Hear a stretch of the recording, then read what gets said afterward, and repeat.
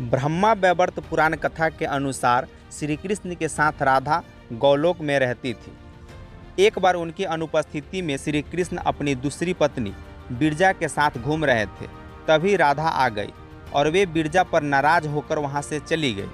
श्री कृष्ण के सेवक और मित्र सुदामा को राधा का यह व्यवहार बिल्कुल ठीक नहीं लगा और वे राधा को भला बुरा कहने लगे। राधा ने क्रोधित होकर सुदामा को अगले जन्म में शंखचूर नामक राक्षस बनने का श्राप दे दिया।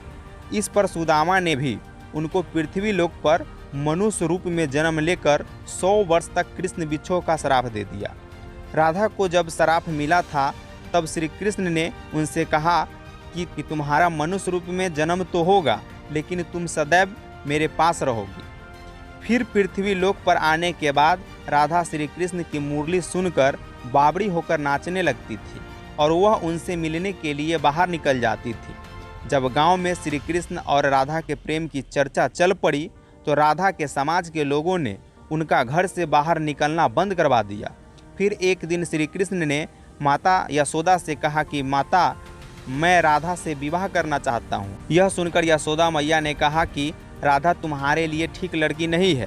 पहला तो यह है कि वह तुमसे 5 साल बड़ी है और दूसरा यह कि उसकी मंगनी पहले से ही किसी और से हो चुकी है और वह कंस की सेना में है जो अभी युद्ध लड़ने गया है।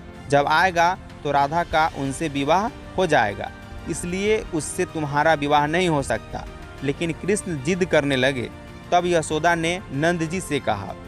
श्री कृष्ण ने नंद जी की भी बात नहीं मानी। तब गर्ग ऋषि ने भी कृष्ण को समझाया कि तुम्हारा जन्म किसी खास लक्ष्य के लिए हुआ है, इसकी भविष्यवाणी पहले ही हो चुकी है। इस संसार में तुम धर्म की स्थापना करोगे, तुम्हें इस ग्वालन से विवाह नहीं करना चाहिए। गर्ग मुनि ने हर तरह से समझाते हैं लेकिन कृष्ण नहीं समझते। तब गर्ग मुनि उन्हें एकांत में एक रहस्य बता देते हैं कि तुम यशोदा और नंद के पुत्र नहीं, देवकी और वासुदेव के पुत्र हो और तुम्हारे माता पिता को कंस ने कारागार में डाल रखा है। यह सुनकर श्री कृष्ण के जीवन की दशा ही बदल जाती है। और उधर राधा के परिवार को जब पता चला कि यह श्री कृष्ण की मुरली सुनकर उनके प्रेम में नाचती हुई उनके पास पहुंच जाती है तो उन्होंने राधा को घर में ही कैद कर दिया। तब श्री कृष्ण ने अपने साथियों सहित एक बार उन्हें रात में कैद से मुक्त कराकर उद्धव और बलराम सहित अन्य सखियों के साथ रात भर नृत्य किया और यह रात पूर्णिमा की थी जब महारास हुआ था।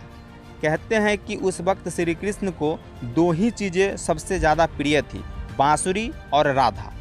भगवान श्री कृष्ण के पास एक मुरली थी जिसे उन्होंने मथुरा जाने से पहले राधा को दिए थे।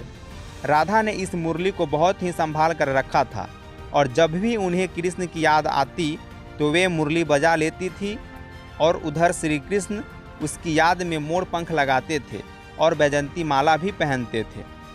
जब कृष्ण वृंदावन छोड़कर मथुरा चले गए तब राधा के लिए उन्हें देखना और उनसे मिलना और दुर्लभ हो गया।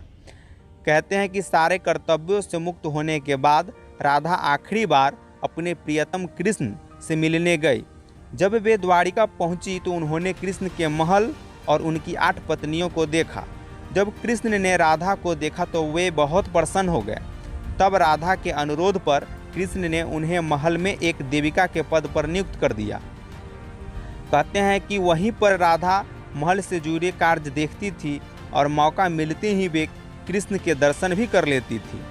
एक दिन उदास होकर राधा ने महल से दूर जाना तय किया और वह एक जंगल के गांव में रहने लगी। धीरे धीरे समय बीता और राधा बिल्कुल अकेली और कमज़ोर हो गई। उस वक्त उन्हें भगवान श्री कृष्ण की याद सताने लगी।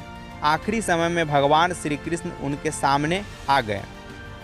भगवान श्री कृष्ण ने राधा से कहा कि वे उनसे कुछ मांग ले, लेकिन राधा ने मना कर दिया। श्री कृष्ण के दोबारा अनुरोध करने पर राधा ने कहा कि वे आखिरी बार उन्हें बांसुरी बजाते देखना और सुनना चाहती है।